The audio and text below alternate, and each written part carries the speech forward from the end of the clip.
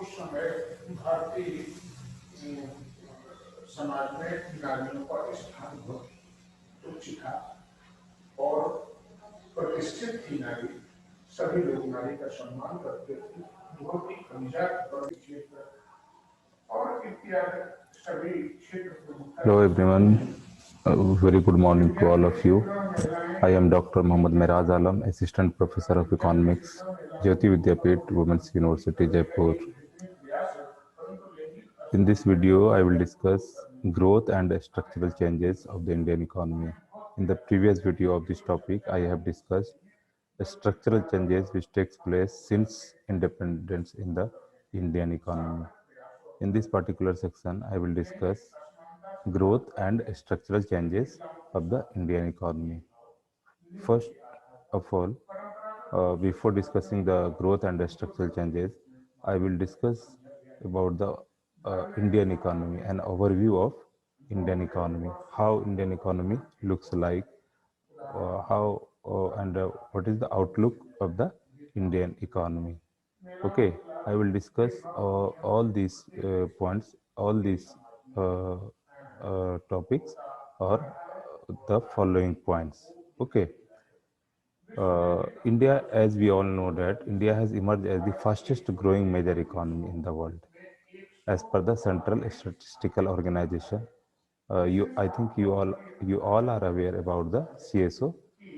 It is working under the Ministry of Statistics and Program Implementation, Government of India.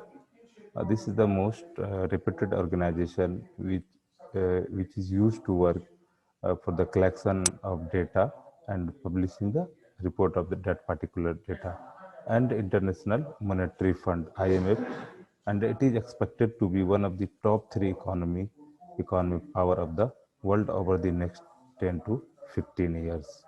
Okay. The next is it is the 10th largest economy by GDP and likely to be third largest economy with a GDP size of 15 trillion by 2030.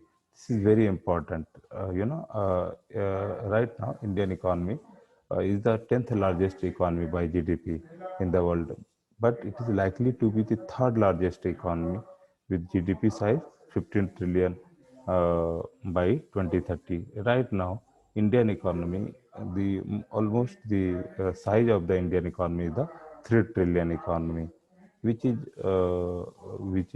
far behind what we expected by 2030. The economy of India is currently the world's 4th largest in terms of the real GDP purchasing power parity after the USA, China, Japan, and the GDP purchasing power parity after the USA. Okay, the second fastest growing major economy in the world after China. I repeat once again, the economy of India is currently the world's 4th largest in terms of real GDP purchasing power parity after the USA, China and Japan, and is the second fastest growing major economy in the world after China. It is also the 18th fastest growing economy and is the second fastest growing major economy in the world according to the CIA World Fact Book 2013.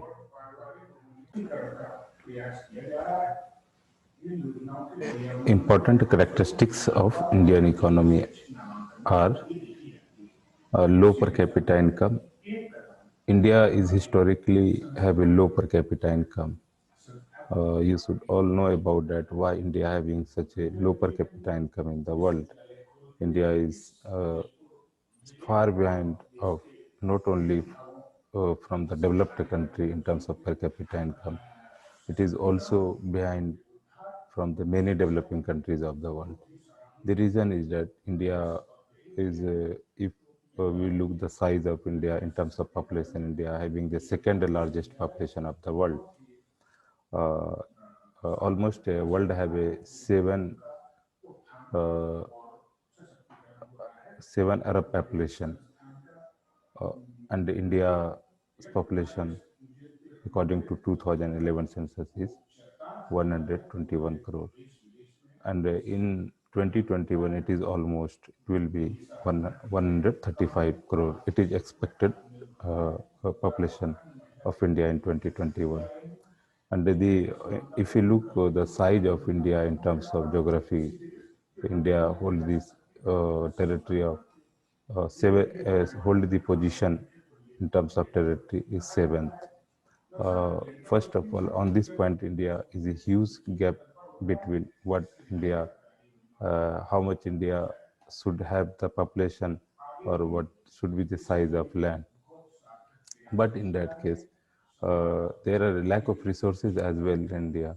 Indian population are not so much literate and qualitative to work, but it is the resources, still it is the resources. That's why Indian population, India has a such a low per capita income as compared to the other developing countries in the world. Okay, and low per capita income, there are various reasons behind it, why India has such a low per capita income. Usually, as we all know that India, historically agrarian society, people were used to work in the agriculture field. India has a lack of have a lack of industries where people should get the job, but unfortunately, India did not develop themselves as an industrial nation. That's why most of the people are still working in the agriculture sectors, and the agriculture sector is the largest source of employment, and such type of employment is the underemployment, not gainful employment. Agriculture productivity in India is not as much it should be. The marginal productivity of agriculture is zero. In some cases, it is negative. That's why the per capita income of India is such a historically low as compared to the other developing countries. The second point and the second characteristics of Indian economy are the inequalities in income distribution. There are various reports published by different organizations within in India and outside the India. One of the such report is the Oxfam. Oxfam usually used to publish uh, a inequality report across the world, which suggests that India is the highest unequal society in terms of income distribution. Here, rich people are getting rich day by day, and poor are getting poor day by day. Such inequality uh, of income should be reduced immediately, and the focus of the government should be concentrated to how to reduce the income inequality among the poor masses of India. According to one of the report, is that the 10% Indian holding the 90% of resources of India, and the 90% of people and 80% of people are holding only 20% of 20% GDP of India. Such a huge inequality India faces uh, in the current time. To if India want to develop themselves and want to achieve the target of 15 billion uh, $15 billion GDP by 2030, and want to develop themselves as a and want to modernize themselves, India should have minimize the inequalities first, and provide the equal opportunity to all the people, especially the youth of the countries, the educated youth, those who want to work. India should provide it a gainful employment. Otherwise, the inequality will further increase in our society. The third most important characteristic of Indian economy are predominance of agriculture. As we all know that more than two-thirds of India's working population is engaged in agriculture. I have discussed so many times before in the lecture series, but in the USA, if you look about the agriculture occupation in the developed countries, you will find that it is less than what we expected. If we look into the case of USA, where only 2% of the working population is engaged in agriculture. Okay, the reason is that India is still a poor and high density of population, low level of quality education. There are various reasons. That's why people are still engaged in the agriculture sector. Agriculture sector, and India's agriculture is not a profitable industry. It is a self-consumption industry, self-sustainable industry. If commercialization of agriculture is take place, then only we are able to earn some profit from the agriculture, which is, I think, which is not going to happen in the future as of now.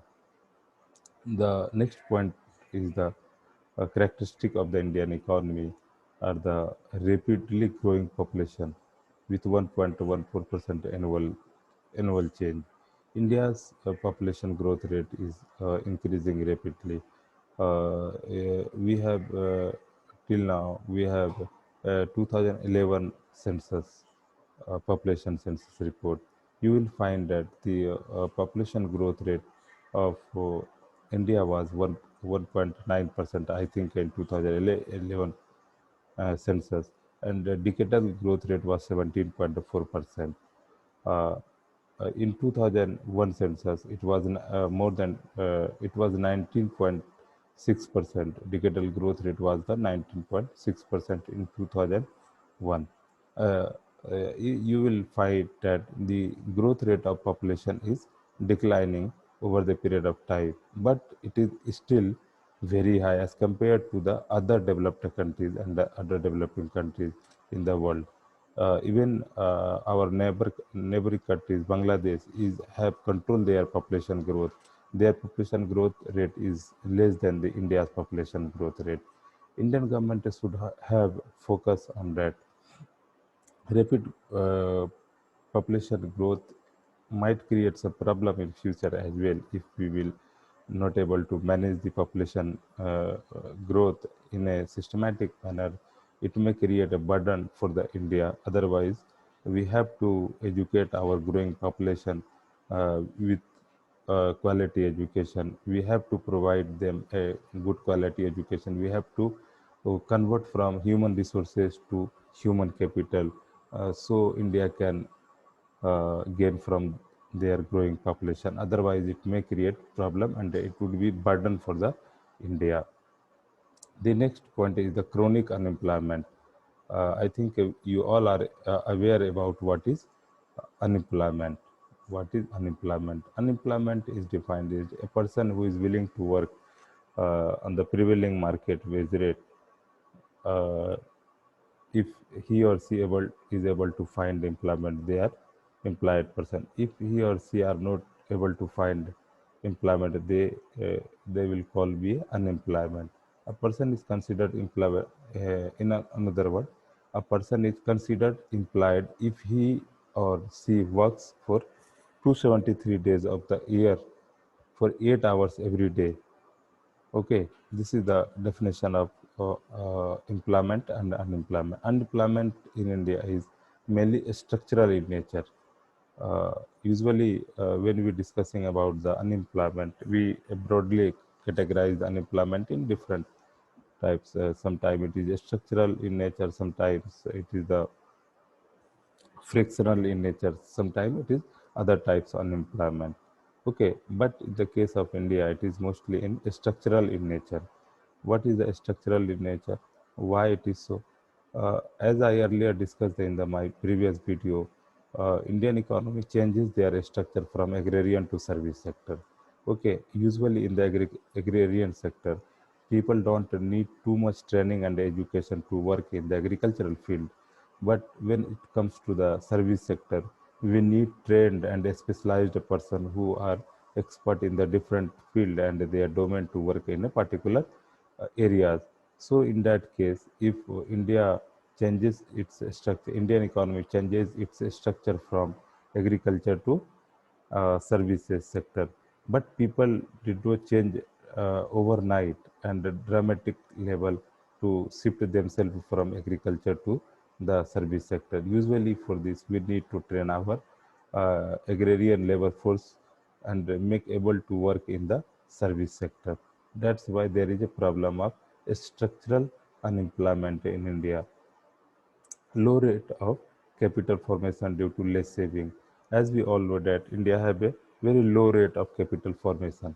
What do you understand about the capital formation? In the previous video, I have already explained the concept of capital. For you here, what I am once again to explain the capital. Capital is a man-made wealth which is used for the further production of wealth. And now what is capital formation? When the stock of capital increases with the passage of time, that means with the time your capital stock have increases, which known as the capital formation. But in the case of India, the capital formation is very low because capital comes from the saving. And Indian people they are Indian society is a consumption society. Indian economy a consumption economy which is based on the consumption. Okay, that's why the saving of the Indian people are very less.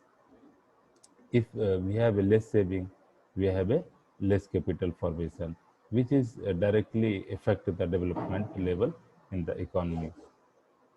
The next point is the dualistic nature of economy.